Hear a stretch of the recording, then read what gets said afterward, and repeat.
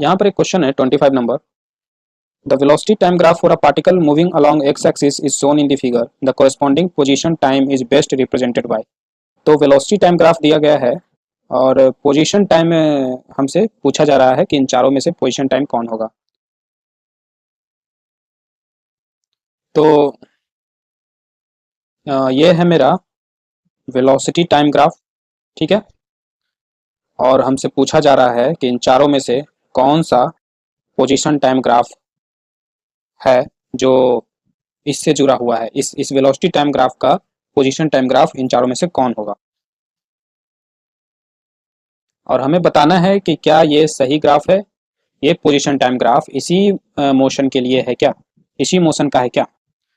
तो देखिए, यहाँ पे अगर आप देखते हैं तो क्या पाते हैं, यहाँ पे जैसे जैसे समय बीत रहा है वैसे वैसे वेलोसिटी भी बढ़ रही है और वेलोसिटी यहाँ पे पॉजिटिव है, ठीक है, ग्रेटर देन जीरो है। और फिर एक समय के बाद, इस समय के बाद वेलोसिटी अचानक निगेटिव हो गई, जो कि रियल लाइफ में इम्पॉसिबल है ऐसा हो पाना। अगर कोई बॉडी इस डायरेक्शन में एक 7 या 8 स्पीड से चल रही है, किसी एक फाइनाइट स्पीड से चल रही है, तो अचानक तुरंत बाद उसकी स्पीड इधर नहीं हो जाएगी। और वो भी एक अच्छा खासा फाइनाइट वैल्यू है यहाँ पे, है ना। यहाँ पे जो इस टाइम पे जो वेलोसिटी है वो अच्छा खासा निगेटिव में है। निगेटिव का मतलब कि ऑपोजिट डायरेक्शन में, और वो अच्छा खासा वेलोसिटी है। तो अचानक इधर 7 से चल रहा है और अचानक इधर -7 से कैसे हो सकता है। तो ये रियल लाइफ में इम्पॉसिबल ऐसा हो पाना, ठीक है। बट ये ग्राफ ऐसा दिया हुआ है तो हम इसको मानते हैं कि इस तरीके से हो रहा है। तो अ, इस टाइम को कैपिटल टी ले लेते हैं, ठीक है। तो इस कैपिटल टी के अंदर में जीरो से कैपिटल टी तक जैसे जैसे समय बढ़ा वेलोसिटी बढ़ी, वेलोसिटी पॉजिटिव थी।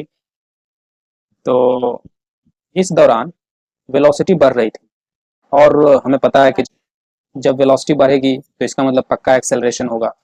तो यहाँ पे देखिए, जैसे जैसे समय बढ़ रहा है वैसे वैसे वेलोसिटी बढ़ रही है। मतलब मान लीजिए यहाँ पे वेलोसिटी v1 है और यहाँ पे कुछ वेलोसिटी v2 है। ये हम इसकी बात कर रहे हैं, यहाँ v1 और यहाँ पे वेलोसिटी v2। इस टाइम पे t1 टाइम पे v1 वेलोसिटी, t2 टाइम पे t2 वेलोसिटी। तो आप अगर एक्सेलरेशन के बारे में जानना चाहते हो कि एक्सेलरेशन का क्या प्रॉपर्टी है, तो एक्सेलरेशन बराबर क्या होता है, change in velocity by change in time. तो चेंज इन टाइम तो पॉजिटिव है ना। फाइनल माइनस इनिशियल टाइम करिएगा तो आपको पॉजिटिव टाइम मिलेगा। और वही यहाँ पे final velocity minus initial velocity करेंगे तो यहाँ पे भी मुझे चेंज इन वेलोसिटी पॉजिटिव ही मिलेगा, है ना। Change in velocity is greater than zero. और ऐसा इसलिए क्योंकि v2 बड़ा है v1 से, ऑफ कोर्स। एक तरीका तो ये हुआ एक्सेलरेशन का नेचर जानने का। एक ये तरीका है कि आप वेलोसिटी टाइम ग्राफ है, आपको एक्सेलरेशन चाहिए तो स्लोप निकाल दीजिए। तो आप इसका स्लोप निकाल लीजिए। तो एक्सेलरेशन जानना है तो स्लोप निकालिए वी टी ग्राफ का। तो tan थीटा, थीटा यहाँ एक्यूट एंगल है तो tan थीटा पॉजिटिव वैल्यू आएगा। तो tan थीटा अगर पॉजिटिव आएगा तो एक्सेलरेशन भी पॉजिटिव होगा। तो इस तरीके से आप पता कर सकते हो एक्सेलरेशन का नेचर। तो यहाँ पे हम वेलोसिटी का नेचर समझे कि वेलोसिटी पॉजिटिव है और एक्सेलरेशन भी पॉजिटिव है। इस तरफ हमें जानना है वेलोसिटी और एक्सेलरेशन का नेचर, तो कैसे पता करेंगे। देखिए, दो एग्जांपल ले लीजिए, एक यहाँ पे और एक यहाँ पे। तो यहाँ पे ले लीजिए इस तरीके से, हाँ यहाँ पे ले लीजिए, और एक यहाँ पे। तो यहाँ पे T1 मान लेते हैं, यहाँ T2 मान लेते हैं। T2 ऑलरेडी माने हुए, तो T3 और T4 मान लेते हैं। और यहाँ वेलोसिटी V3 और V4 मान लेते हैं। तो देखिए, वेलोसिटी का तो नेचर साफ साफ दिख रहा है कि वेलोसिटी निगेटिव में है ना, क्योंकि ओरिजिन से नीचे है। और एक्सेलरेशन को देखते हैं, तो एक्सेलरेशन के लिए मुझे change in velocity by change in time. और चेंज इन वेलोसिटी अगर पॉजिटिव है देन एक्सेलरेशन इज पॉजिटिव। तो चेंज इन वेलोसिटी कैसे करेंगे, final velocity minus initial velocity. V4 change in velocity by change in time, और change in velocity is V4 minus V3 by change in time. अगर मेरा V4 बड़ा है V3 से तो एक्सेलरेशन पॉजिटिव होगा। और कितना है वेलोसिटी, तो यहाँ पे है, और ये V3 यहाँ पे है ना। इस T1 पे, इस T3 पे यहाँ वेलोसिटी है, T4 पे यहाँ वेलोसिटी है ना। वेलोसिटी का एक्सिस है। तो अगर एक एग्जांपल लें तो मान लीजिए यहाँ -4 है, यहाँ -3 होगा, ऐसा ही हो सकता है ना। तो चेंज इन वेलोसिटी करेंगे तो V4 that is -3 minus initial velocity that is -4 by change in time. अब देखिए इसका +1 आएगा। So change in velocity is positive, so acceleration is positive. तो इस प्रकार से हम यहाँ कह सकते हैं कि एक्सेलरेशन पॉजिटिव है। अब वही काम यहाँ पे करते हैं। यहाँ पे भी देखते हैं वेलोसिटी और एक्सेलरेशन का नेचर। दो पॉइंट कंसीडर करते हैं, ये वाला और ये वाला। तो मुझे इस v1 और v2 का नेचर समझना है कि पॉजिटिव है कि नेगेटिव है। तो ये पोजीशन टाइम ग्राफ है, तो पोजीशन टाइम ग्राफ में आपको वेलोसिटी के बारे में जानना है। तो velocity is a slope of position time graph. Position time graph में स्लोप निकालिएगा तो आपको वेलोसिटी के बारे में पता चलेगा। तो इस पॉइंट पे स्लोप निकालते हैं। तो इस जगह पे अगर हम स्लोप बनाएं तो मुझे कुछ ऐसा बनेगा, ठीक है।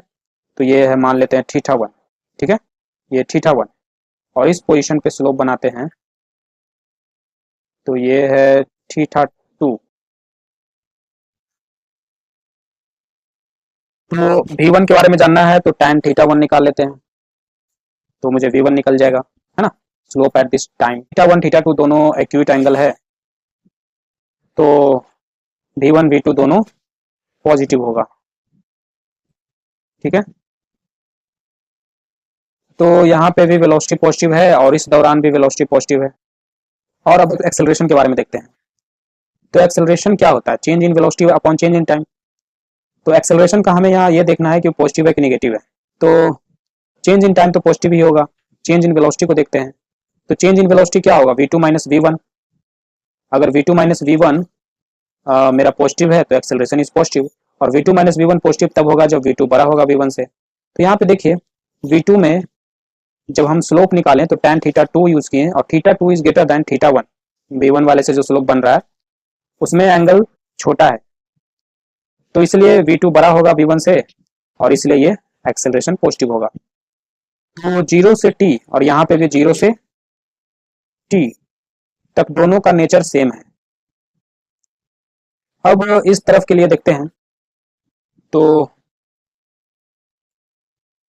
यहाँ पे भी दो पॉइंट कंसीडर कर लेते हैं और इसको v3 और इसको v4 नाम देते हैं, और फिर यहाँ पे भी स्लोप बनाते हैं।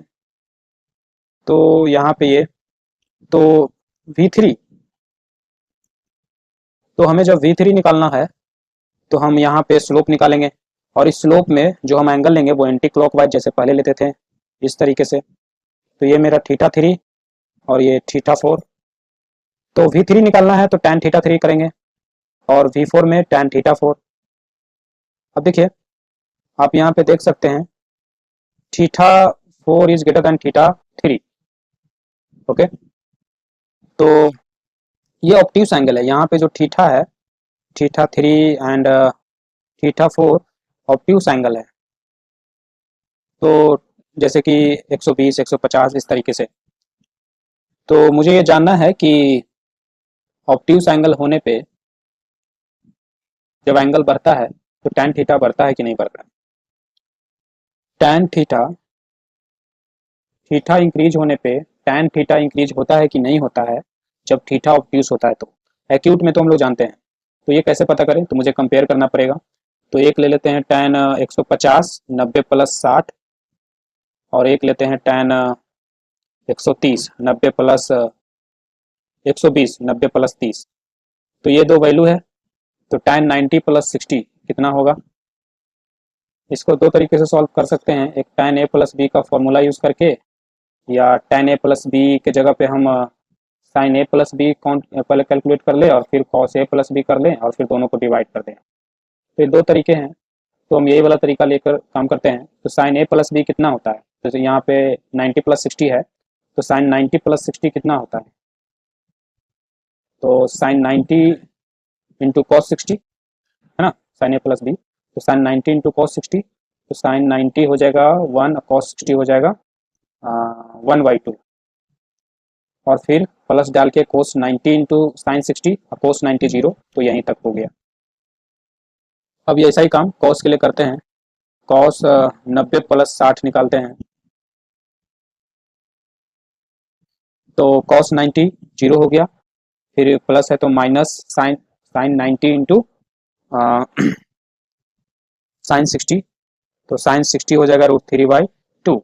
अब इन दोनों को डिवाइड करेंगे तो आंसर आ जाएगा 1/√3, और यहाँ पे माइनस हो जाएगा, ठीक है। cos 90 cos 60 minus sine 90 sine 60, cos a plus B होता है। तो माइनस यहाँ पे लग गया, तो इन दोनों को डिवाइड करेंगे तो यहाँ पे हमें मिल जाएगा 1/2 -√3/2, तो -1/√3 मिल जाएगा, और यहाँ पे -√3 मिल जाएगा। आप ये फॉर्मूला याद कर लो, sine A plus B is sine A cos B plus cos A sine B. इसी तरीके से cos A plus B cos A cos B minus sine A sine B, और यहाँ अगर प्लस है तो यहाँ माइनस, और यहाँ माइनस है तो यहाँ प्लस, यहाँ पे प्लस है तो प्लस, माइनस है तो माइनस। तो ये फॉर्मूला यूज करके हम निकाल सकते हैं। अब हमें यहाँ पे tan 150 का वैल्यू मिला -1/√3, तो आप इन दोनों का माइनस हटाकर सोचो तो ये बड़ा है, और फिर माइनस लगा दोगे तो ये छोटा हो गया है ना। तो यहाँ पे देखिए एंगल छोटा है तो वैल्यू भी छोटा है, मतलब tan थीटा छोटा है, तो एंगल छोटा तो tan थीटा छोटा, मतलब एंगल बढ़ेगा तो tan थीटा भी बढ़ेगा। ठीक, और एक्यूट एंगल था तब भी यही हो रहा था, एंगल बढ़ रहा था तो tan थीटा बढ़ रहा है। यहाँ पे देखते हैं V3 के केस में एंगल छोटा था, V4 के केस में एंगल बड़ा था, तो tan theta 4 is greater than tan theta 3। तो यहाँ पे हम जाने कि थीटा बढ़ा तो tan थीटा भी बढ़ा, चाहे वो थीटा एक्यूट हो या ऑब्ट्यूस हो, है ना। तो यहाँ पे tan theta 3 is greater than tan theta 4 is greater than tan theta 3, तो V4 is greater then V3। यहाँ पे देखिए अगर आप एग्जांपल लेते हो तो V3 का वैल्यू हो गया, V4 बड़ा है V3 से, और निगेटिव में, ये निगेटिव में बात कर रहे हैं ना, तो एग्जांपल लेते हैं हम, जैसे कि -4 से -3 हो गया, तो यहाँ पे आप कहोगे कि हाँ -4 इज लेस देन -3, ठीक है, मैथमेटिकली देखें तो हाँ सही बात है ना। पर आप अगर वेलोसिटी के केस में देख रहे हो तो आप कहोगे कि 4 मतलब कोई बॉडी इधर चल रहा है 4 के स्पीड से, और कोई बॉडी इधर चल रहा है 4 के स्पीड से, तो उसको -4 बोलेंगे। तो minus is used for direction only, value तो 4 ही है ना, तो माइनस का मतलब कि दूसरे डायरेक्शन में मूव कर रहा है, और ये 4 से मूव कर रहा है, 3 से मूव कर रहा है, तो इसकी स्पीड ज़्यादा है। ठीक है, फिजिक्स पॉइंट ऑफ व्यू से आप देखिए तो ठीक है कि हाँ ये 4 के स्पीड से दूसरे डायरेक्शन में, नेगेटिव डायरेक्शन में मूव कर रहा है, तो -4 लिखे हैं, पर मैथमेटिकली देखिए तो ये छोटा है, ये बड़ा है। ठीक है, तो यहाँ पे हम मैथमेटिकली देख रहे हैं, तो हम यहाँ पे कंपेयर कर रहे हैं। यहाँ पे मेरा मान लीजिए V4 -3 है और V3 -4 है। अब मुझे एक्सेलरेशन का नेचर जानना है कि पॉजिटिव होगा कि नेगेटिव होगा, तो चेंज इन वेलोसिटी जैसा होगा वैसा एक्सेलरेशन होगा, तो इसका चेंज इन वेलोसिटी निकालिए। तो final velocity is greater then initial velocity, है ना, तो जब भी फाइनल बड़ा होगा इनिशियल से तो उसका चेंज तो पॉजिटिव ही आएगा। आप इसका भी निकाल लीजिए, चेंज पॉजिटिव आएगा। ये आपका फाइनल है, ये इनिशियल है, तो फाइनल माइनस इनिशियल करिएगा तो आपको +1 आएगा। तो change in velocity is positive, so acceleration is positive. इस तरफ एक्सेलरेशन आपका पॉजिटिव है, वेलोसिटी निगेटिव है। क्यों? क्योंकि ये पोजीशन टाइम ग्राफ था, और पोजीशन टाइम ग्राफ में वेलोसिटी निकालना है तो tan थीटा करिए, स्लोप निकालिए, और थीटा यहाँ पे ऑब्ट्यूस एंगल बन रहा था, तो इसलिए यहाँ पे वेलोसिटी निगेटिव हुआ। ये velocity negative, acceleration positive. V1 V2 इधर हम लोग देखे थे, तो V1 V2 सब पॉजिटिव था, तो इधर वेलोसिटी पॉजिटिव और उसका चेंज भी पॉजिटिव था, तो एक्सेलरेशन भी पॉजिटिव। तो इस केस में ऐसा है, और इसको यहाँ से कंपेयर करते हैं, तो इस दौरान भी आप देखिएगा तो change in velocity positive, change in velocity positive था तो एक्सेलरेशन पॉजिटिव था, है ना, यहाँ पे लिखे भी हैं।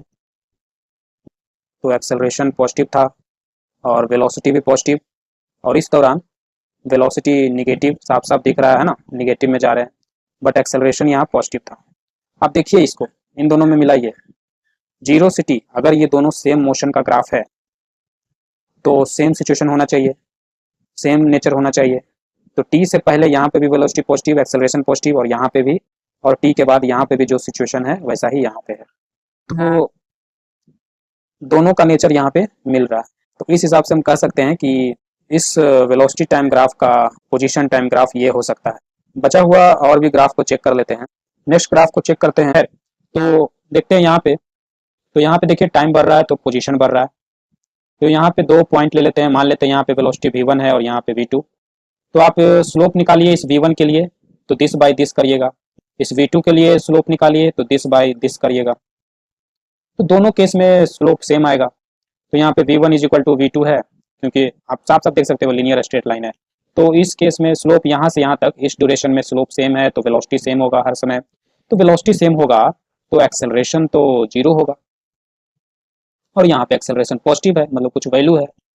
तो ये वाला तो पहले ही कैंसिल हो गया। अब थर्ड नंबर को देखते हैं। तो यहाँ पे देखिए, यहाँ पे भी 2 पॉइंट ले लेते हैं, यहाँ पे v1 मान लेते हैं, यहाँ पे v2, है ना, इस 2 पोर्शन से। अब देखिए यहाँ पे जैसे जैसे टाइम बढ़ रहा है वैसे वैसे पोजीशन बढ़ रहा है। तो मुझे v1 और v2 चाहिए, उसके बारे में जानना है कि वो पॉजिटिव है कि निगेटिव है। तो स्लोप बनाते हैं, ये v1 के लिए, ये v2 के लिए। तो आप यहाँ से देखिएगा, ये एक एंगल है v1 का θ1 और एक ये θ2। तो यहाँ पे साफ साफ दिख रहा है कि θ1 इज ग्रेटर देन θ2, तो tan θ1 is greater than tan θ2, तो v1 is greater than v2। ठीक है, ये तो कंपेयर कर लिए कौन बड़ा है कौन छोटा है। और v1 पॉजिटिव है कि निगेटिव है, तो थीटा मेरा एक्यूट एंगल है तो v इज पॉजिटिव, सिंपल। तो इस दौरान वेलोसिटी पॉजिटिव है, इसमें भी पॉजिटिव है। ठीक है, अब एक्सेलरेशन के बारे में जानते हैं। तो यहाँ पे देखिए फाइनल वेलोसिटी, टाइम बढ़ रहा है तो पहले v1 से फिर v2 तक जाएंगे।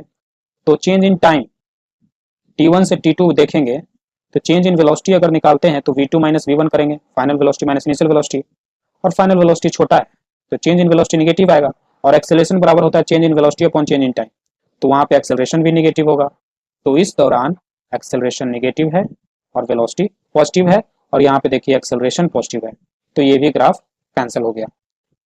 फर्स्ट ग्राफ जो सही हुआ था उसमें कुछ ये वाला पोर्शन था, ठीक, ये वाला पोर्शन और ये वाला पोर्शन सेम है। ठीक है, तो इसका यहाँ पे जांच करने की जरूरत नहीं है, यहाँ पे हम लोग जानते थे। इसका जो यहाँ पे जो नेचर है वही यहाँ पे नेचर था, सेम था। तो यहाँ पे एक्सेलरेशन पॉजिटिव और वेलोसिटी पॉजिटिव था, इसमें भी, इसमें वेलोसिटी पॉजिटिव और एक्सेलरेशन भी पॉजिटिव। इस तरफ देखते हैं, तो यहाँ पे v1 ले लेते हैं और एक v2 ले लेते हैं।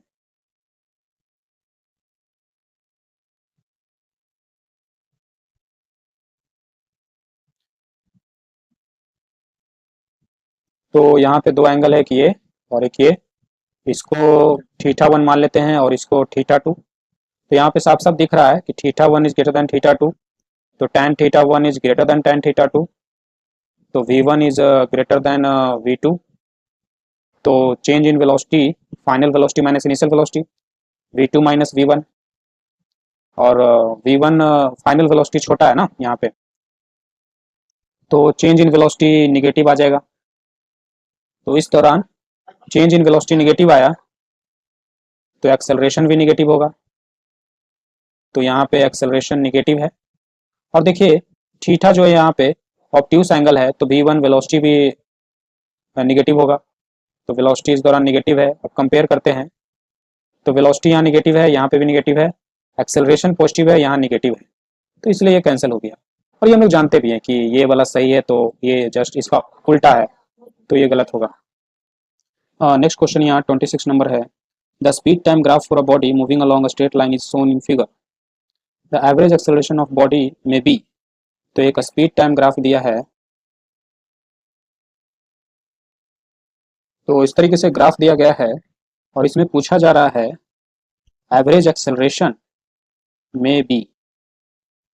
तो average acceleration of a body में बी, पहला ऑप्शन में एक्सेलरेशन 0 है, फिर 4 है, फिर -4 है, और फिर चौथे में ऑल ऑफ दीज लिखा है। तो मे बी यहाँ लिखा हुआ है, इसका मतलब ये हमसे जानना चाहता है कि एवरेज एक्सेलरेशन का कितना पॉसिबल, कितने तरह के एवरेज एक्सेलरेशन का पॉसिबिलिटी है, क्योंकि यहाँ पे बोला नहीं कि एवरेज एक्सेलरेशन इतना समय से इतना समय के बीच का निकालिए। ठीक है, अलग अलग समय इंटरवल में, अलग अलग टाइम इंटरवल में अलग अलग एवरेज एक्सेलरेशन होता है। फॉर एग्जाम्पल एक बात करते हैं, यहाँ से यहाँ एक बॉडी आई, ठीक, इस पॉइंट से शुरू किया और यहाँ पे आया, तो आपसे पूछे कि एवरेज वेलोसिटी बताइए, तो आप ये टोटल डिस्प्लेसमेंट लोगे जो कि 0 है, तो एवरेज वेलोसिटी आपका 0 आ जाएगा। पर आप यहाँ से यहाँ तक सिर्फ कंसिडर कर रहे हो, मूव किया है बॉडी यहाँ से यहाँ तक, ठीक है वो मूव किया है, बट हम इस पॉइंट से यहाँ तक ही देख रहे हैं। तो इस केस में एवरेज वेलोसिटी आपका जीरो नहीं होगा, एंड टोटल डिस्प्लेसमेंट ये हो जाएगा डायमीटर, और यहाँ से यहाँ आने में जो समय लगा है वो टाइम। तो यहाँ पे एवरेज वेलोसिटी जीरो नहीं हुआ। उसी तरीके से इस तरीके से average velocity for different different time interval में डिफरेंट डिफरेंट होते हैं, वैसे ही एवरेज एक्सेलरेशन भी अलग अलग टाइम इंटरवल में अलग अलग होगा। तो हम सबसे पहले एक काम करते हैं, 0 से 5 सेकेंड के लिए एवरेज एक्सेलरेशन निकालते हैं। एवरेज एक्सेलरेशन, तो ये किसका ग्राफ है? ये स्पीड टाइम का ग्राफ है। तो स्पीड टाइम में मुझे एक्सेलरेशन चाहिए तो स्लोप निकालेंगे स्पीड टाइम का। तो 0 से 5 सेकेंड तक स्लोप निकालते हैं। तो यहाँ पे ये एंगल है, ठीक है, ये मेरा थीटा है। तो 0 से 5 सेकेंड का मुझे एक्सेलरेशन चाहिए तो स्लोप निकालना होगा, और स्लोप मुझे tan थीटा से निकलेगा। तो acceleration is equal to tan theta, and theta यहाँ पे ऑब्ट्यूस एंगल है, तो ऑफकोर्स एक्सेलरेशन मुझे निगेटिव में मिलेगा। और ये वैल्यू मुझे ये tan थीटा कैसे मिलेगा? तो देखिए ये थीटा हुआ तो ये कितना हो जाएगा 180 माइनस थीटा, ये 90। तो tan 180 माइनस थीटा पहले निकालते हैं। तो tan 180 माइनस थीटा कितना हो जाएगा? परपेंडिकुलर बाई बेस 20/5 मतलब 4। tan 180 minus theta is equal to 4। तो tan 180 माइनस थीटा कितना होता है? तो इसको खोलेंगे तो tan 180 माइनस थीटा को हम sine 180 minus theta by cos 180 minus theta लिख सकते हैं। Sine A cos B minus cos A sine B. तो साइन ए साइन 180, तो साइन 180 कितना होता है? यहाँ पे पहले लिख लेते हैं sine A cos B minus cos cos A sine B. तो साइन 180 कितना होता है? तो साइन 180 के बारे में जानना है तो साइन का ग्राफ आप याद रखो, इससे आप सबको पता कभी नहीं भूलोगे। तो यहाँ पे देखिए ये जो है पोजीशन डिस्टेंस है, और ये वाला एक्सिस एंगल है थीटा है। तो ये +1 से -1 के बीच इसका वैल्यू अलग अलग एंगल पे अलग अलग रहता है, पर वो +1 से -1 तक ही रहता है। तो यहाँ देखिए इस टाइम पे इस एंगल पे वैल्यू +1 है, और साइन में +1 कब आता है? जब 90 डिग्री होता है। तो यहाँ पे समझिए 90 डिग्री है। तो इस एक क्वाड्रेंट में 90 डिग्री, तो अगले एक क्वाड्रेंट में अगेन 90 डिग्री, मतलब ये टोटल 180 हो गया। इसी तरीके से आगे आप ये 270, ये 360। तो ये साइन 180 पे आप देखिए कितना आंसर है, कितना वैल्यू है? तो 0। तो ये खत्म हो गया। अब यहाँ माइनस कॉस 180, तो कॉस का ग्राफ जान लीजिए। कॉस का यहाँ से इस तरीके से होता है, भी +1 से -1 तक होता है। ये वाला वैल्यू -1 होता है। तो ये क्वाड्रेंट है, तो ये 90 डिग्री। मुझे कॉस 180 चाहिए तो एक 90 और चलते हैं। तो यहाँ पे 180 डिग्री है। तो कॉस 180 पे कितना है? -1। तो यहाँ पे माइनस एक ऑलरेडी है ही, तो एक -1 और साइन थीटा, तो कितना हो गया? Plus sine theta. तो साइन 180 माइनस थीटा कितना आया? साइन थीटा आया। अब इसका कॉस 180 माइनस थीटा करते हैं। तो कॉस ए माइनस बी का फॉर्मूला क्या होता है? Cos A sine cos B plus sine A sine B. तो कॉस 180 यहाँ पे देखिए -1 है कॉस थीटा, और ये साइन 180 0, तो ये पूरा खत्म। तो ऊपर आया साइन थीटा, नीचे आया माइनस कॉस थीटा, और ये क्या है? tan 180 माइनस थीटा है। तो tan 180 माइनस थीटा बराबर आया sine theta by minus cos theta, मतलब माइनस tan थीटा। तो tan 180 माइनस थीटा का वैल्यू था 4, तो माइनस tan थीटा का वैल्यू 4। तो tan थीटा का वैल्यू मुझे चाहिए था ना, याद करिए एक्सेलरेशन मुझे tan थीटा से मिलेगा। तो tan थीटा का वैल्यू होगा -4। कैलकुलेशन ना करके सिंपल यहीं पे थोड़ा अंदाजा लगा सकते थे कि यहाँ पे परपेंडिकुलर हो गया 20 और बेस हो गया 5। तो ये tan थीटा ऑब्ट्यूस एंगल है, तो स्लोप निकालेंगे तो 20/5 4 होगा, और क्योंकि ये ऑब्ट्यूस एंगल है तो -4 होगा। तो इस दौरान मेरा एक्सेलरेशन कितना आया? -4, 0 से 5 सेकेंड के लिए। तो एक ऑप्शन में -4 है, तो बोला है कि एवरेज एक्सेलरेशन में भी, तो इसका मतलब -4 भी एवरेज एक्सेलरेशन हो सकता है, क्योंकि कोई एक पर्टिकुलर टाइम इंटरवल वो बोला नहीं है क्वेश्चन में। अब 5 से 10 सेकेंड के लिए निकालते हैं, तो इसमें ये थीटा होगा, और परपेंडिकुलर बाय बेस करेंगे, परपेंडिकुलर 20 और बेस है 5, तो इसमें एक्सेलरेशन आ जाएगा 4। तो 4 भी है ऑप्शन में, तो वो भी हो सकता है एक्सेलरेशन। फिर 0 से 10 सेकेंड के लिए निकालते हैं एवरेज एक्सेलरेशन। तो यहाँ पे देखिए 0 से 5 सेकेंड तक एक्सेलरेशन था -4, 5 से 10 सेकेंड तक एक्सेलरेशन था 4। तो अब मुझे एवरेज एक्सेलरेशन पूछा जा रहा है। तो आपको याद होगा पिछले एक क्वेश्चन में, पीछे के क्वेश्चन में हमने एवरेज एक्सेलरेशन निकाला था 2 तरीके से। दूसरा वाला तरीका बहुत ईजी था, उस वीडियो का लिंक हम इस डिस्क्रिप्शन में डाल देंगे, आप देख लीजिएगा। तो वही तरीका हम यहाँ पे लगा रहे हैं। एवरेज एक्सेलरेशन या किसी भी क्वांटिटी का एवरेज निकालना हो तो आप कैसे निकालते हो? Sum of observation by number of observation, ठीक है। एक एवरेज एक्सेलरेशन का एक फॉर्मूला होता है change in velocity upon change in time, ठीक है। पर वो वाला अभी हम ये तरीका नहीं ले रहे हैं। इसमें मुझे अलग अलग चेंज इन वेलोसिटी निकालना पड़ेगा, तब ये तरीका काम आएगा। उस वीडियो में हम ये दोनों तरीका यूज़ किए हैं। सम ऑफ ऑब्जर्वेशन वाला जो तरीका है वो बहुत ही ईजी और शॉर्टली बनने वाला है, उससे जल्दी बन जाएंगे क्वेश्चन आपका। तो average acceleration sum of observation by number of observation. पर हाँ, एक बात आप ध्यान रखिए, नोट रखिए कि जो आपका ऑब्जर्वेशन है उस ऑब्जर्वेशन में हर एक ऑब्जर्वेशन में इक्वल टाइम इंटरवल होना चाहिए। जैसे इसमें देखिए, जब एक ऑब्जर्वेशन है मेरा -4, एक डेटा है एक्सेलरेशन का -4, और ये -4 5 सेकेंड के लिए रहा। फिर अगला एक्सेलरेशन है 4 और ये भी 5 सेकेंड के लिए रहा।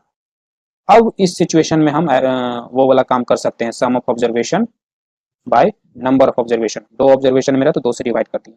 अगर यहाँ पे रहता 0 से 5 सेकेंड और इसमें रहता 5 से 15 सेकेंड, तो ये 4 एक्सेलरेशन 5 से 15 सेकेंड के लिए है, मतलब कि 10 सेकेंड के लिए है, और ये वाला -4 5 ही सेकेंड के लिए था। तो इस केस में आप ये तरीका नहीं लगा सकते। तो इस तरह के केस में हम क्या करेंगे? तो देखिए, ये तो मेरा आंसर आ गया यहाँ से 0 हो गया, और एक ऑप्शन 0 भी है। तो चांसेस हैं एक्सेलरेशन 0 होने का भी, 4 होने का भी, -4 होने का भी। तो इस तरीके से ऑल ऑफ दीज ऑप्शन सही हो जाएगा। खैर, अभी हम बात कर रहे थे कि अगर ऐसा हो कि अगला ऑब्जर्वेशन का टाइम इंटरवल पिछले ऑब्जर्वेशन के टाइम इंटरवल से सेम ना हो, तो क्या करें? तो एक काम करिए, आप एक काम कर सकते हैं। 0 से 5 सेकेंड के लिए एक्सेलरेशन है -4, फिर 5 से 15 सेकेंड के लिए है 4।